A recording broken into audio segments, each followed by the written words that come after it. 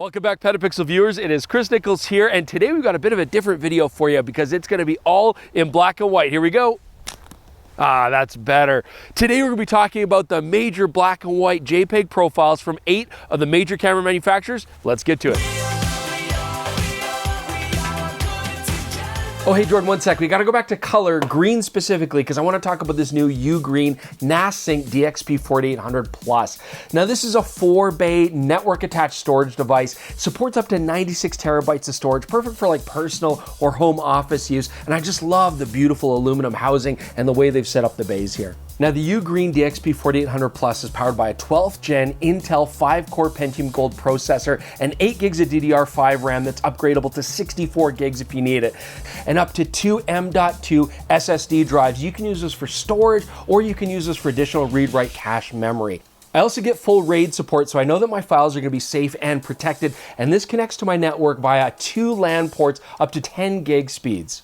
Setting everything up was easy. The push-pull trays make installing the hard drives a breeze, and I love that I've got wireless connectivity or directly through USB-C or 3.2A ports. And I love the addition of a fast SD slot in the front for easy photo backups. I also love the 4K HDMI port on the back. I can hook up a monitor and navigate the UI interface without having to have this connected to a computer. And that HDMI port also unlocks the potential of the DXP 4800 Plus as a way to store all my favorite movies and shows and then display them on my TV. So I'm going to use the DXP 4800 Plus as a way to protect and store all of the photos I've taken over the years on the show, as well as I can back up all of our YouTube episodes and then just watch myself in repeat endlessly until I'm just sick of myself and I can't take it anymore. Regardless, the DXP 4800 Plus is perfect for a creator like me, and the price that you pay for the amount of powerful hardware you get, it makes it fantastic value. Be sure to click the link in the description below to learn about this and many other Ugreen NAS storage solution products. All right, Jordan, time to get back to the video. Let's go back to black and white and the freezing cold. Okay, so why are we making this video? Well, honestly, this video is more of an experiment than anything else, and it's really just to satisfy my own curiosity. But I figured if I'm curious, you guys might be too. We played around with a lot of black and white modes, especially on Fujifilm cameras. And then I thought, well, you know what? I talk about it all the time in regards to this is what Nikon's looks like or Sony looks like, but what about all of them compared to each other? Okay, so this is what we did for our little experiment here. So we're not shooting today, not with this gross light, yuck. We actually had a beautiful day with hard, consistent sunlight. We went downtown to Calgary to the camera store, not only to borrow cameras, of course, for our experiment, but also for an interesting subject matter. So each camera, and it was a lot to juggle, I shot an outdoor sunny scene of the city. I shot an indoor lit controlled lighting, low contrast scene, and then TCS TV's Dave Paul was gracious enough to let me take portraits of him as well for all these cameras. Now, on most of these cameras, they got one black and white mode. On some cameras, I did decide to do a couple of the different profiles. You know, I'm not really interested in looking at sharpness or focus or anything like that. I'm really looking at overall tonality. We tried to match things like the depth of field. We tried to balance the exposures as much as possible in camera to try to keep things consistent, and yet at the same time still see how the black and white profiles render themselves when left to their own devices. As well, we are talking about 8 different cameras. We tried to get the most modern cameras that we could to use the latest black and white profiles. And then for choosing the lenses and all the different bodies, I mean, the Leica doesn't make zooms, so we went with a 50mm prime lens for that. Then we're trying to choose zooms that are the common, sort of higher end zooms for each of the brands, shoot them all at a 50mm full frame equivalent because we are talking about different sensor sizes. The lenses are going to change the tonality and the contrast based on the lens itself. I mean, there's going to be variation there. So really, let's just keep this the fun thought experiment that it is. Let's go forward and take a look at these pictures. Okay, so the first camera we're going to take a look at is the Canon EOS R5. They just have the one monochrome profile. And remember, with all these cameras, you can, of course, tweak things like clarity and contrast and sharpness and sometimes even add grain effects, but we really want to keep these things default stock standard. So taking a look at the Canon EOS R5, first with our outdoor scene, what you absolutely notice is a very balanced black and white curve. They've got nice dark shadows. They've got actually quite bright, punchy highlights, but they're keeping the midtones bright as well. And that gives it an overall balanced, neutral, and kind of brighter feel to everything. You can also see it here in Dave's skin tone in his portraits. I mean, nice bright highlights. The skin tone is brighter as well overall, but we still get those nice, dark, contrasted shadows. In our low contrast scene, again, it just looks very balanced, very neutral. So I think the Canon black and white profile gives you a really nice starting point, a very easy starting point to work with, and it's not heavily stylized in any direction. Okay, next we're going to take a look at the Nikon Z8. Again, we're only looking at one black and white profile here for Nikon, and you can see right off the bat, it's definitely more dramatic looking than the Canon. So here, looking in the shadows of our outdoor scene, they're deep, they're dark, they're black, they're inky. Highlights are still fairly bright, but they're pulled down a little bit, and it's really the midtones that you notice, that the midtones are definitely deeper and richer. When you look at the portrait here of David, you can see that fall off from the brighter areas to the shadows. It's quicker, it's more contrasty. As well, you'll notice the overall skin tone is a little bit darker, a little bit deeper. And even looking at our lower contrast scene with all the rich tonality, it still has that drama. Like it's just, back to the stage with you. The midtones are still pulled down, the blacks are inky. And so overall, the Nikon, I like the look of it. I feel like this is quite close to how I would probably finish a black and white image myself if I was doing it, you know, just manually. And so overall, very eye-catching, very beautiful, and very dramatic. Okay, so next we got an exciting one. We're going to take a look at the Leica M11's monochrome profile. And we did not use the Leica M11 monochrome, the monochromatic version.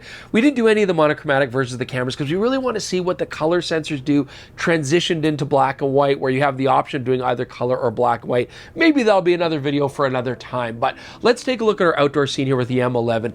Now, right off the bat, Leica has, again, that hard, dramatic contrast. Quite beautiful, quite eye-catching, but they do something quite interesting. Their highlights, they still give a lot of pop to the highlights. You can especially see it here in the cloud separation and the reflections of the buildings, just that individual contrast between the midtones and the highlights, and it really does grab the eye. Nice black inky shadows without losing detail. They're pulling down the midtones, and so overall it's got just a dramatic, beautiful look. And then we did also want to test their high contrast version of their standard profile. First off, don't be too worried. It's not that much higher contrast. The standard profile is already contrasty enough. But what you can see is that they've just deepened the midtones and shadows a little bit more, bringing them down. The highlights push up a little bit, and so you just get that extra touch of drama. Personally, I do feel like the standard profile is already hard enough for my taste. I probably wouldn't use it there.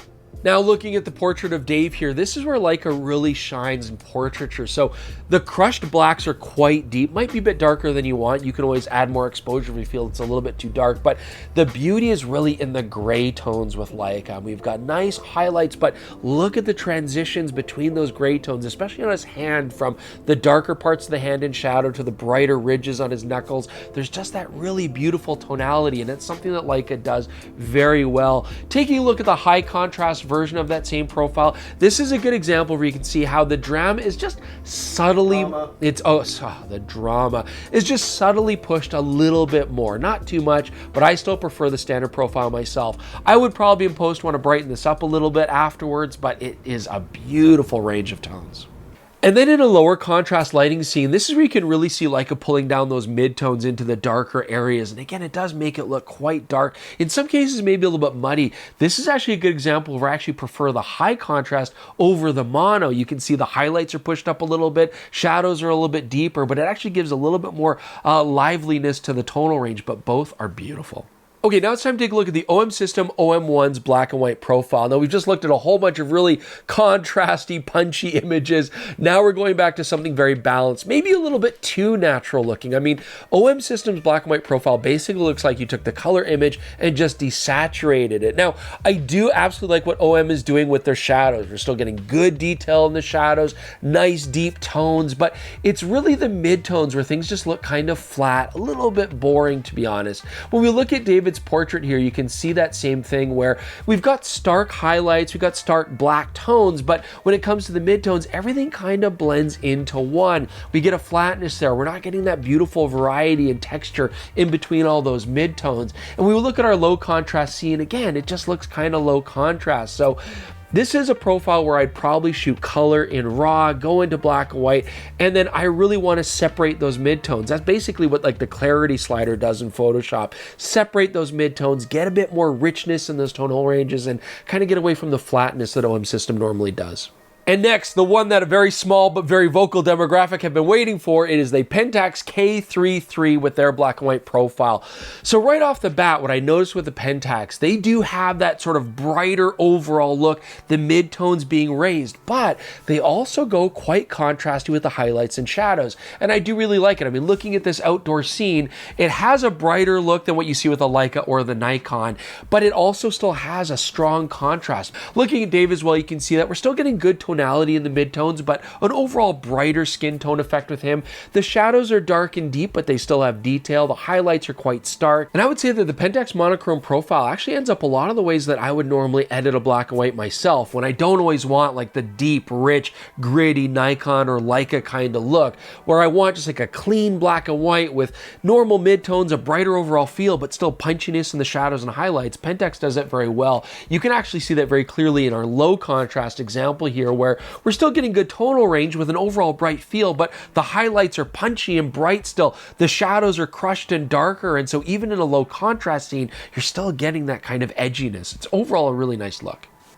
All right, next up is Panasonic. And so we're looking at files here from the Panasonic G9 II. Can Panasonic maybe go a little overboard with their monochromatic profiles? 5 in total. We're gonna stick to 2, the standard profile and then the Leica profile. In fact, Jordan is shooting me right now on the Leica profile for the indoor parts here, and I'm sure it looks great. So right off the bat, what Panasonic do is very much like what Leica do. Looking at the outdoor scene with their standard monochromatic profile, beautiful, like again, it's those deeper, darker mid-tones, nice highlights, but actually not too bright in the highlights. The shadows are getting a little bit crushed, a little bit deeper and darker, so it's dramatic right off the bat. But we take a look at the Leica profile, it actually mimics the Leica very well, especially if you look at this building on the left in comparison. You can see how it's those highlights against the midtones, where just that extra contrast localized in those areas. It's really attention grabbing, really beautiful on the eyes. So dramatic, deep, and rich, but with a little bit more localized contrast, mimics the Leica very well. Looking at the portrait of Dave here, pretty similar story. The standard mono has got deep blacks, you know, nice stark highlights, a little bit less tonal range in the midtones. You really see that here in the Leica profile, where we get a little bit more of a contrast and punchiness between the shadowed areas of his arms and the brighter parts of his skin there. And then when we take a look at our low contrast scene here, you can see how the Panasonic handles it with their standard profile. Really nice, still deep grays and midtones. The blacks do look quite crushed. In some cases, I feel like I might want a little bit more detail in the shadows with Panasonic. Looking at the Leica profile, you'll notice how it just has that extra contrast. The dark tones and the grays get even darker. The highlights stay pretty much the same, and so we just get that wider separation. Again, quite dark, crushed black tones. And of course, as we know, Panasonic and Leica have a very close relationship, and it's very obvious looking at the black and white profiles that Panasonic very much respect what Leica does and are trying to mimic their look in quite a few ways, even when you're not using the actual specific Leica profile. And if you still find these a little bit hard, a little bit more dramatic than you might want, you've got 3 others to choose from. Give them a try.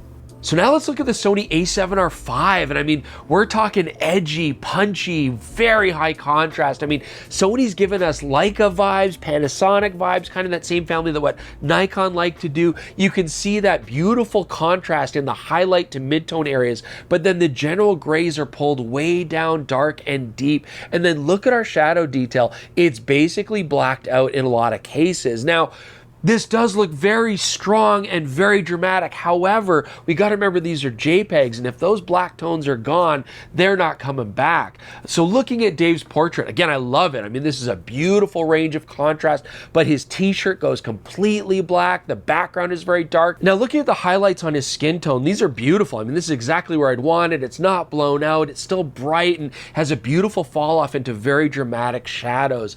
The thing though is that, you know, with JPEGs, yeah, you're not going to be editing these a lot afterwards, and in a lot of cases with a portrait like this on Dave, if I was shooting raw, I'd probably want to keep the shirt separated a bit more from the background, but otherwise I would tend to crush a lot of those blacks in a high contrast black and white portrait like this. Again, it's just with the JPEG profile, if I don't like this, I'm pretty much stuck here. Looking at our low contrast lighting scene, they're doing great things with the highlights. Again, I like all the little subtle separations in the pages there. If you look carefully too, Sony seemed to be adding just a very subtle grain structure. I don't think this is natural noise. I think this is actually something to do with the profile. Just very subtle and very nice. I think they've done that well. But again, those dark tones just go very dark. So you better like that punchy, edgy, deep, and dark kind of look to your photos.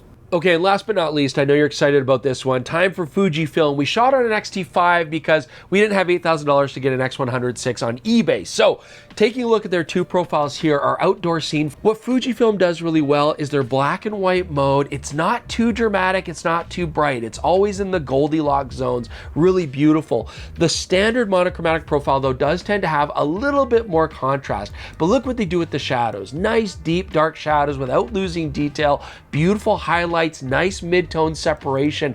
When you go to acros, what you'll actually notice is just a slightly lower overall contrast. Still rich tones, absolutely.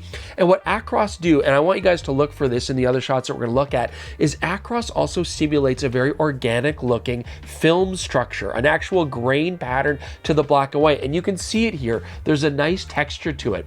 Now looking at Dave's portraits, again, beautiful the way that they expose. You'll notice that the mono has a little bit more edge there. It's a little bit brighter highlights, a little bit darker shadows, but it's very subtle. And again, I love on the portraits here, the acros actually giving us that slightly lower contrast overall. If you look here under his jawline, for example, you can absolutely see that organic looking film structure again. But everything's just beautiful, rich, nice gray tones. The highlights aren't overdone in any way, shape, or form.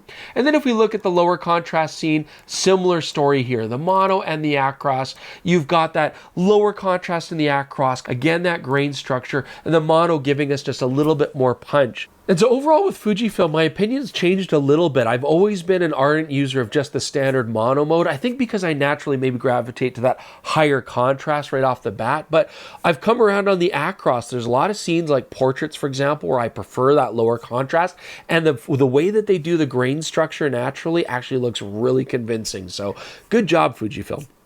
So I found this experiment very fascinating, and it's interesting to see, of course, all the subtleties and nuances between the different profiles, and yet they seem to group into three ranges of contrast, and it really does depend on how they treat the mid-tones. So you've got your overall brighter companies like OM System and Pentax, where they raise the mid-tones. That does tend to give a less punchy, flatter kind of look. The OM System is a little bit harsher, to be honest. I did prefer the Pentax. I felt there was more subtlety in its tonal range if you like that overall brighter mid-tone look. Now, definitely in the more neutral mid-tones with a more balanced kind of look, you've got Canon and you've got Fujifilm. And, you know, for scenes like the outdoor cityscape, I would absolutely prefer this to anything more dramatic. I like that the shadows still have nice detail. I love the mid-tones being in a more natural place. And honestly, choosing between either Canon or the Fujifilm monochromatic profile, my personal favorite, I can't make a decision. They're basically the same and they're both beautiful. And then the last group is the group where you take those mid-tones and you bring them down and everything just gets deep and rich and edgy and punchy. And I think this is a very popular look. This is like what Sony, Leica, Nikon, and Panasonic are doing. And I think this is where I tend to personally move my black and white photos towards that kind of darker, edgier kind of look.